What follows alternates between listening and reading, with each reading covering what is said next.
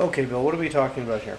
Well, here we are, the 18th of March. The anticipation for the 24th of March and our first dry run is really starting to roll, and I'm trying to remember all the things I've forgotten to do.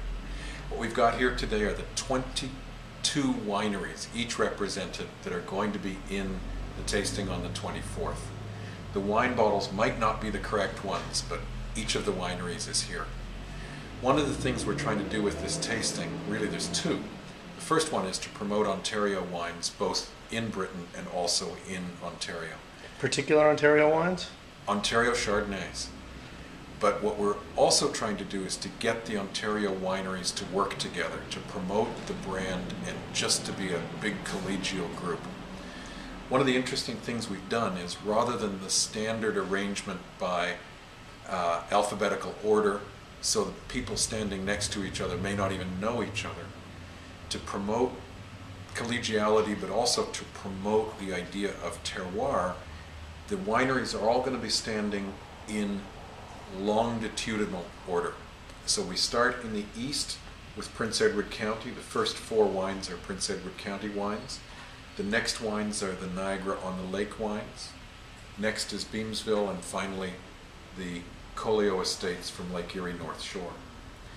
At the tastings, we're going to be sharing tables.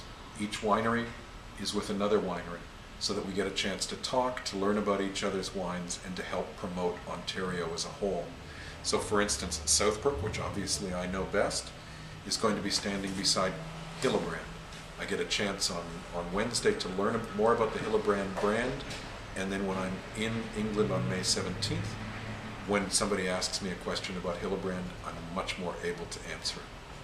The other advantage is that it means that a wine writer who may not know Canada at all, because they've never been here, will be able to taste the differences and the similarities that terroir bring about.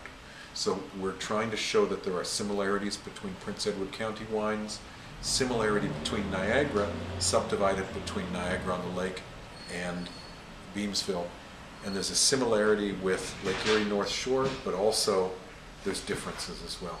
So it will really add to the journalist's excitement to be able to taste terroir.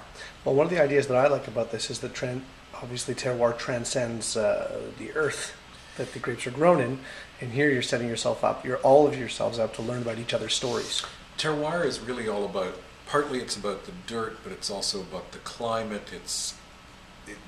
There can be larger areas of terroir, so there is a similarity I think people will see in Niagara-on-the-Lake, for instance. There's a similarity in Beamsville. One of the great things about Chardonnay is that it allows the winemaker, it allows the grape grower, it allows the winery to make their own subtle changes and have their own subtle effect. Some grape varieties really are completely dependent on the style of dirt that they're grown in. Chardonnay is something that's a little bit malleable. It's something that we can have an effect on, and what we want to achieve is something that can come through on the final grapes, or on the final wine, I should say.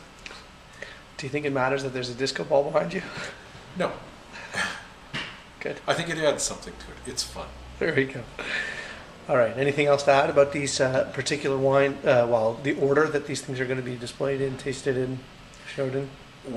As I say, it's really neat that we're no longer being done in alphabetical order. Too many times I've stood next to somebody, for instance, from Prince Edward County, and when a writer, when a consumer asks me a question, I have to say to him, I've never actually been to that winery.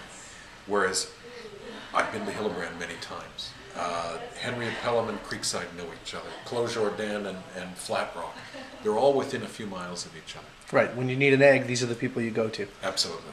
All Absolutely. right.